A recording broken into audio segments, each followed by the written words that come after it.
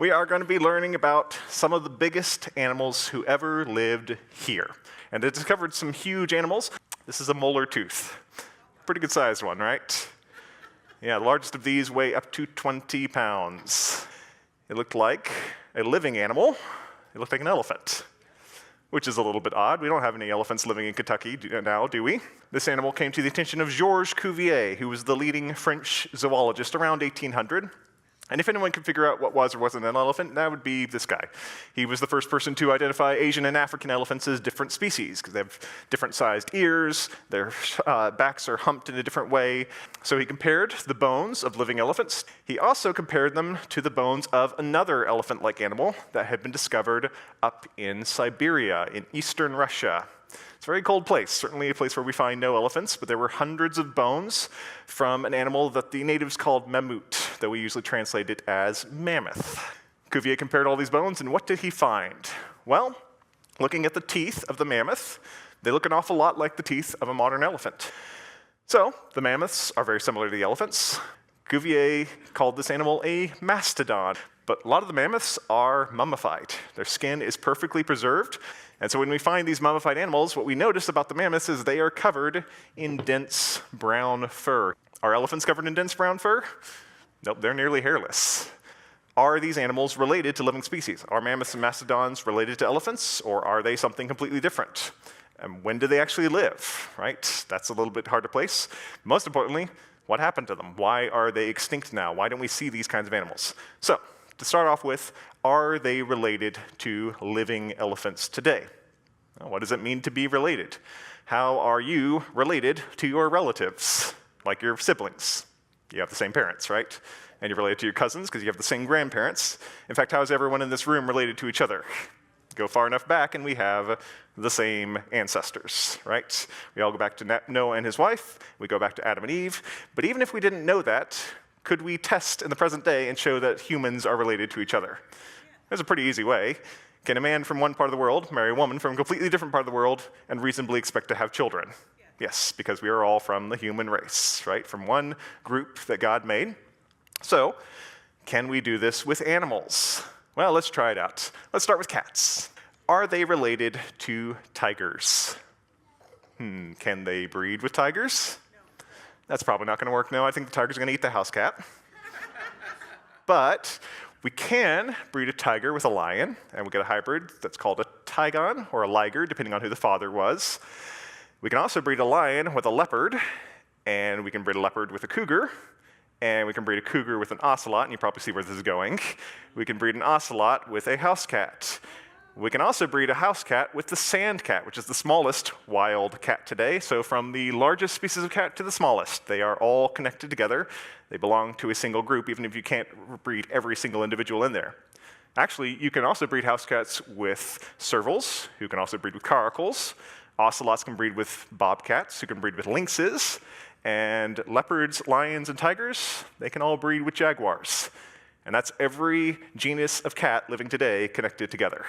So the cats belong to one group. They are related to each other. How about the camels? You can artificially breed a dromedary and a llama, and you will get a hybrid called a comma. It is a real thing. You can go look it up. What does that tell us? These animals are all related. They are from the same group. And that's exactly what we would expect from Scripture.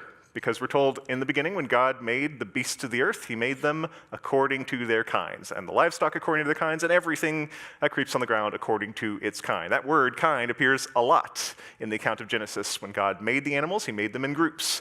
He made those groups to multiply on the earth.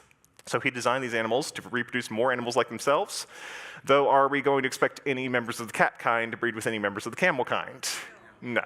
They're from separate groups, separate ancestors God made, but within their groups, they can produce lots of variety of shape and size and color. So, if we look at a fossil and it looks pretty similar to a cat, can we use those evidences? Well, does anyone know of any extinct cats, maybe from the Ice Age period? Saber-tooths, yeah, smilodons, there we go. So it's an animal about the size of a tiger today, though it certainly had some odd features. It had saber teeth, right? These huge canines here that are definitely much larger than the canines in any cat today. They were surprisingly fragile, too. We don't actually know what smilodons use these for. And we think they had to open their mouths over 100 degrees just to be able to fit food inside. So that's not something we see in cats today. But let's consider their toes. All right, here is the toe bone from a smilodon. Here's the part where the claw grows from.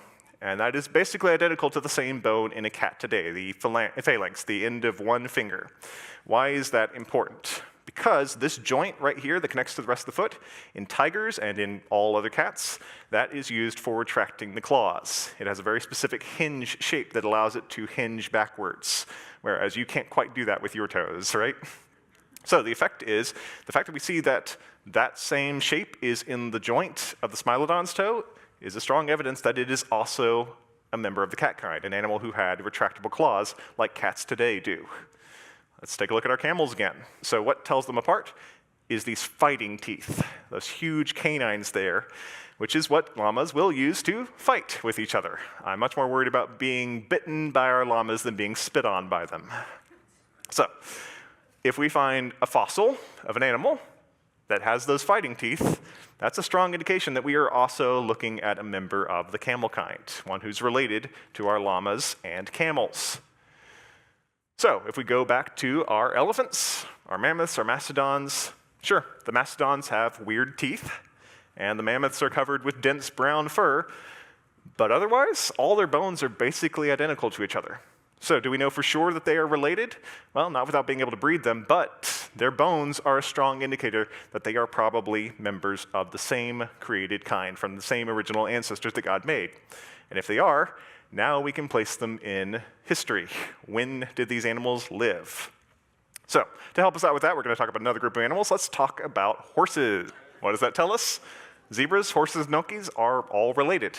They are from the same created kind, the horse kind. So, if we consider the account of the flood, we run into something interesting. Noah was given directions to bring animals onto the ark to preserve life from the flood. And we're told that he was told to bring the birds according to their kinds, animals according to their kinds, creeping things according to their kinds. The same word that God used when he made the animals. So did Noah bring 2 horses, 2 donkeys, 2 zebras? He did not. He would have brought male and female of the equid kind, the group that those animals belonged to. So when we were building the Ark Encounter and we needed to represent the equid kind, we did it like this. There we go. That is an animal that doesn't quite look like what you'd expect because it's based on a fossil, this fossil. It's called Mesohippus. It's a fossil horse that's found in the middle of a bunch of other horse fossils, hence why it's called the middle horse in Greek, Mesohippus. You might notice something about this horse immediately. It is very small. Yeah, this animal is about 2 feet tall, 3 feet long, roughly the size of a greyhound, which is odd because all of its descendants today, horses, zebras, and donkeys, are a lot bigger than that, right? So what are we saying? Are we saying a tiny animal evolved up into much larger animals? No, actually. We're saying that whatever those ancestors were, they had the genetics to produce a lot of variety. So Mesohippus may not have definitely been the ancestor horse, but whatever those 2 animals were, they had the genetics to produce the stripes and zebras and the spots and Appaloosas, and every size from little Falabellas all the way up to giant Clydesdales, right? Even among the wild horses, we see some much larger fossils like Equus giganteus. Here's a tooth from one of those giant horses. That was a horse that lived here in North America during the Ice Age and got to about 3,000 pounds. And all that variation in size came from just 2 animals on the ark. So those 2 animals didn't necessarily have to look like any of their descendants. They just had the genetics to produce a lot of variety. But there is an interesting question built in there. Why did they break apart? Why didn't they just stay one type of animal coming off the ark? Why would they break into species? Well, let's consider another animal group. Let's talk about bears, right? There are the 2 bears you can see up on the first deck of the Ark Encounter. So we believe there are 2 bear ancestors to all bears today. But bears are quite different from each other because they live in very different places, right? Bears spread out across the earth from the ark. Some of them ended up in the tropical rainforests of Southeast Asia. And those who live there have short fur to deal with the heat. They have small bodies that don't build up as much heat. And they have long tongues that help them get sweet things and insects out of trees. They are the sun bears. In the bamboo forests of China, we have a bear who uniquely eats bamboo, the giant panda. And way up north, there's basically no plant material at all. So we have a much larger bear that can deal with the cold, has fur for blending in, and is adapted to swim and eat marine life, the polar bear. And all of that variation comes from just two bears, but their descendants spread into different parts of the world, where some did a little better than others, and we get different species from one created kind as those genetics break out. So why would we see woolly mammoths, for example, from the elephant kind? Well, there was something big that happened after the flood that would have possibly allowed these woolly animals to do a little better. There was an ice age, a period where there was a lot of ice covering a big chunk of the earth. Not everywhere, but let's talk about how we even know that there was an ice age. First off, the Bible doesn't actually say anything directly about an ice age, right? We are drawing this evidence from the geology, from the rocks, but we have some pretty clear evidences. For one thing, there is still a lot of ice at the North Pole and the South Pole, and that ice did not exist during the flood. It had to have formed afterwards, these huge sheets of ice. We can also tell that those ice sheets used to be a lot bigger. Now, how do we know that? Well, for one thing, we can actually watch glaciers receding backwards. It happens in different places at different rates, but when that happens, they leave behind clear evidence of where the ice has been. For one thing, glaciers move, and they grind up the rocks underneath them, and they leave glacial till, this kind of gravel that's very characteristic of where a glacier has been sitting. They also pick up huge rocks and they deposit them in other places. So we get erratics, these huge rocks that are from one part of a continent and laid down in a different place. And wherever the glacier got to at its furthest point, it leaves a moraine, this big mound of dirt that the ice pushes up with the weight of it, and then it recedes back, leaving that mound behind. And so those show us where the furthest extents of the glaciers were. And there were glaciers right here in Kentucky. In fact, we are standing on land that used to be covered by hundreds of feet of ice. This is actually about the southernmost extent of the glaciers. The Ark Encounter sits on land that was never covered by ice, but yes, huge chunks of North America used to be covered by sheets of ice, along with Asia and Europe, and of course, Antarctica. So why was there so much ice? Well, the biggest cause behind this is going to be the global flood. It was a big event, right? We see in Genesis that in the 600th year of Noah's life, all the fountains of the great deep burst forth, and rain fell on the earth for 40 days and 40 nights. Notice, the rain didn't happen first. Something happened in the ocean first, something down in the deeps. We think from geology that there was a lot of tectonic movement, the plates holding the continents shifting around, and that would have caused a lot of volcanic activity down in the ocean basins. So you got heat coming up from below, warming up, boiling the ocean water. And boiling water is going to release a lot of water vapor into the atmosphere. The flood was a really wet period, not just because the land was covered with water, but because the air was full of water as well. There's lots of rain and lots of snow falling onto the continents as they become exposed towards the end of the flood. Now, as that snow is falling, it should just melt every summer, right? Just like it does now. Except there's something else volcanoes do. They release aerosols, little particles in the atmosphere that block sunlight and keep it from reaching the earth. Pretty much every time there's been a major volcanic eruption, the following year is kind of a bad crop year. A lot of sunlight gets blocked, and plants can't produce as much material. So the same thing would have allowed the snow to build up and build up and build up, and you get huge continental glaciers covering a lot of the far north and the far south. Now, the equator was pretty nice at the time, but a lot of the continents were covered with ice. And evolutionists noticed this too, right? In fact, they believe that this happens cyclically. It happens over long periods of time, so there have actually been many ice ages, but they don't attribute it to a global flood. They attribute it to the tilt of the Earth. So the Earth tilts 23.4-ish degrees off from its center point relative to the sun.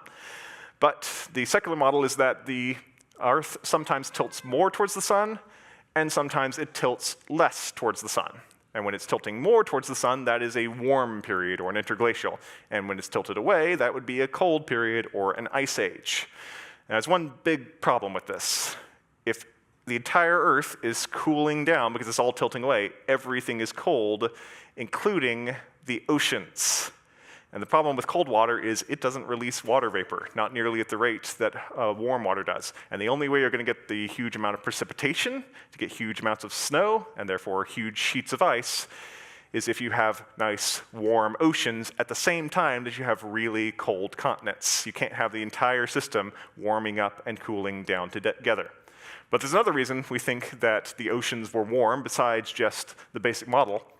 We can actually see pretty clear evidence that there were grasslands, warm areas, in places that can't be grassy today, like way up in Siberia, way up north. Bear in mind, all the oceans were warm, including the Arctic Ocean.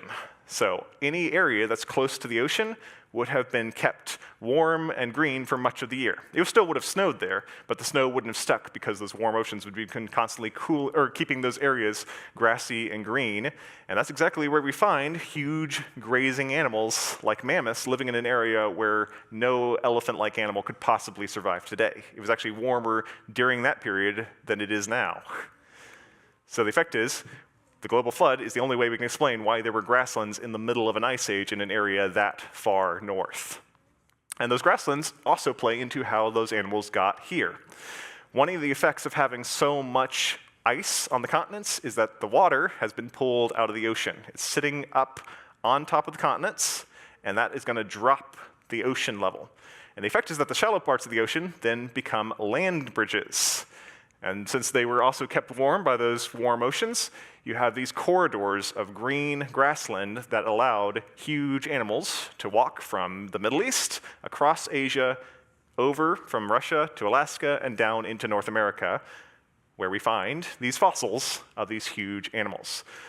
So this seems to be how we got our Ice Age giants. Not trudging across huge layers of snow, but actually coming across on lovely grasslands during that Ice Age period. And that's where we get our Ice Age giants. So who exactly were they? Let's talk about who the giants were. Because during this time period, we see some of the largest fossils from some of these animal kinds that we have ever seen. Right? We got bears of all kinds today, but they're all roughly the same size. Right? The polar bear is the largest, and of a similar size is the cave bear that we see from that Ice Age period. Here's its skull. So this is a species of bear found in caves in Europe. No surprises there. Many thousands of these have been found in caves, and they're pretty good-sized animals. But they're not much bigger than a polar bear. What was a whole lot bigger was the short-faced bear. That's one that lived over here in the Americas. It was about 6 feet tall at the shoulder, may have stood up to 10 feet tall on its hind legs. Thankfully, we think from its teeth that it mostly ate plants, but I still would not want to face off with one. Now, another animal that's much smaller today is the armadillos. Here's a couple of the armadillos that live down at the Ark. We have Esau on the left. He is a large, hairy armadillo. And we have Pebbles, the southern three-banded armadillo. Now, has anyone ever met an armadillo here in the US? We have them down south in Texas, Florida, parts of the south. We have the 9-banded armadillo, which is a little bit larger than these guys, but most armadillos today are only about so big. The largest species, the Brazilian giant armadillo, gets maybe 4 feet long. But they're all relatively small, but still well protected because they have armor, right? So they're in their name. They're covered with little plates of bone called scutes that protect them from the predators that want to eat them. And we find those same bony scutes on much larger fossil animals. Here's a couple of those scutes from Florida. These belong to a group of armored mammals called the glyptodonts. So they were pretty good size. So it's a little bit hard to get a sense of scale here. The largest glyptodont was called Doedicarus. It was about the size of a Volkswagen Beetle, roughly 4 feet at the top of the shell, may have weighed up to 1.5 tons, and it had a clubbed tail that may have had spikes on the end of it. So I really don't want to meet one of those either, but that was around here during that time. One of my favorites is to go talk about the camels. So we've seen how there are camels over in Africa and Asia today, and llamas and alpacas down in South America. But how did they get there? So starting from the Ark, they could have crossed over the land bridges to get to South America, but that means they would have had to cross through North America, right? And yet we don't have any wild camels here now. But we do find plenty of evidence. We have this footprint, which is from a fossil camel that was in Arizona, where we certainly don't find any camels now. And we find lots and lots of camel fossils. So here, for example, are the teeth from the llama compared to the molar tooth of one of those fossil camels. They come in all sizes, some of them smaller than llamas today, but the largest was called Titanotilopus. It was about 11 feet tall at the shoulder. may have weighed up to 2.5 tons. And that was running around in Nebraska during the Ice Age. Now, probably my favorite to talk about is sloths. They're amazing animals. Here are the 2 sloth ancestors we have at the Ark Encounter on the first deck. They're pretty small animals, but their descendants today are pretty small too, right? There's Felix, the Hoffman's 2-toed sloth, down at the Ark. He's a cute guy. There's also 3-toed sloths, 5 species total, all found in South America, and all living in trees, because sloths are very, very slow. It's because they don't have very much muscle mass. They don't move well on the ground, so instead they use their long claws to grip onto trees, and they have sharp peg-like teeth for chewing through all kinds of greens and fruits. So how did tiny tree-dwelling animals get so far away from where the Ark landed? Well, the ones we see as fossils are not small, slow, or tree-dwelling. They're giant ground sloths. So these animals were much bigger. Here is the peg-like tooth from one of those animals, compared to the teeth of the modern sloth. The largest of them, here in the US, was called Eremitherium. This guy was at least 13 feet tall. There is the claw from the tip of one finger. This animal may have weighed up to 6.5 tons, which means it's comparable to a modern elephant. And we still think it's from the same pretty kind as the cute little sloths we see today. They were majestic animals, but not the largest. The largest mammals in North America were the mammoths and mastodons. They were members of the elephant kind, and some of them, like the Columbian mammoths, may have reached as much as 10 tons, which is larger than African elephants today. And they still weren't even the largest mammals. They were just the largest ones on this continent. We actually find even larger mammals over in Asia. The largest elephant was called Paleoloxodon. We found its leg bones in China. It may have weighed 22 tons, and it still wasn't the largest. So there's one specimen that we think might be larger than Paleoloxodon. It's called Paraceratherium. Its ancestry is a little hard to trace. It looks an awful lot like a rhino, so it might actually be a member of the rhino kind, but it is taller than a giraffe. And it may have weighed as much as 24 tons. By far the largest mammal that we've ever seen. You could have walked straight under it without brushing your head. So, these huge animals got here because there was a flood. Following that flood was an ice age that allowed these animals to reach North America. And yet we don't see any of them today, right? So what happened? Well, the main thing is, are we still living in an ice age? Nope. Thank God this museum is not under hundreds of feet of ice, right? So the conditions produced by the flood eventually ended. Mainly, the oceans just cooled off. There was no longer that heat being added from below, and so without all that heat, there was less water vapor being added to the atmosphere, and less snow being added to the glaciers. Also, with less water, the temperatures started to vary a lot more. The winters got colder, and the summers got hotter. And in both cases, everything got drier, so that started the glaciers melting back, and a lot of those beautiful green grasslands that were supporting huge grazing animals, they started to turn into desert, and in the north they started to become tundra. So on the left is Arizona and New Mexico during the Ice Age, covered with plenty of woodland, and on the right is what it looks like now. That mural we've been seeing this whole time, that is from White Sands National Park. It's a mural based on the animals you can find buried in that area. And this is what White Sands looks like now.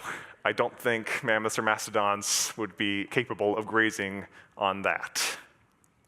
In fact, even more famous deserts formed towards the end of the Ice Age, like the Sahara Desert. So during the Ice Age, most of Africa was either rainforest or way up in the north, huge grasslands. You could see Lake Chad, the largest lake that ever existed on Africa, there, and now it is completely gone, all turned into the largest hot desert in the world.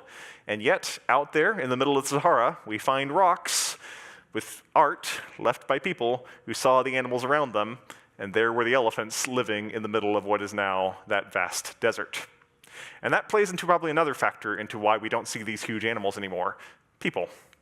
Now, Noah's descendants didn't initially do what God told them. They didn't fill the earth. They tried to stay together, reunite their society by building a tower at Babel. It didn't really work out for them, did it? No, God confused their language, and we see that he dispersed them over the face of all the earth.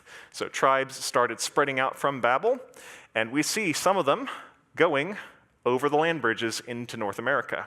How do we know? Well, there's art. Now, this is a depiction from France of some of the art left by those post-Babel people of the animals they saw, things like ibex and deer and mammoth. But over here in the US, one of the oldest pieces of art that we know of is in a private collection. It's a little piece of mammoth bone with another mammoth drawn on it. So there were definitely people over here interacting with the mammoths, and we're pretty sure we knew what they were doing with them too. These are Clovis points, one of the earliest forms of projectile point found in the US. Some of them are made out of mammoth and mastodon bone. Particularly, if you go up to the lobby of this museum, you'll see the burning tree mastodon. It is one of the most intact mastodons ever discovered on a golf course in Ohio. If you look real close at its ribs, here's one of the examples. There are little cut marks. We think this animal was probably butchered. People were hunting and eating these animals. And bigger animals make for better hunting, so that may have spelled the end for the largest of these Ice Age animals. So they're all dead, except that they aren't. There are some of them still around. Here is one of the skulls you could find at Big Bone Lick. Here's a tooth from that animal. And it's basically identical to the skull of a living animal because it is that animal. It's the American bison. They have a small herd of them at Big Bone Lick to give you a sense of what some of these Ice Age giants were like. Bison arrived at the same time as these mammoth and mastodons. They lived in the same areas. They were buried in the same fossil pits, right? They are Ice Age giants, along with everything else I talked at the beginning. The bears, the moose, the elk, those are all also technically Ice Age giants. So, those huge animals that we see only as fossils, they're extinct because the conditions continued to change at the end of the Ice Age. And yet, now when we look at these bones, how they're distributed around the world, and how the animals related to them are found in the areas they are today, how we get llamas and alpacas all the way down in South America, the best way we can explain this is through Scripture, that the flood caused an ice age that allowed these animals to disperse over the world. And if we can trust Scripture about our history, what it tells us about how God made the animals, how he saved them through the flood, then we can also trust him about how he has sent salvation for us as well, right? He sent his only son, Jesus, who became a man, lived a sinless life, and through his death and resurrection, he opened the way that if we put our trust in him, we can join him eternally in a new heavens and a new earth where all of creation is going to be restored. So I hope you're heading there as well.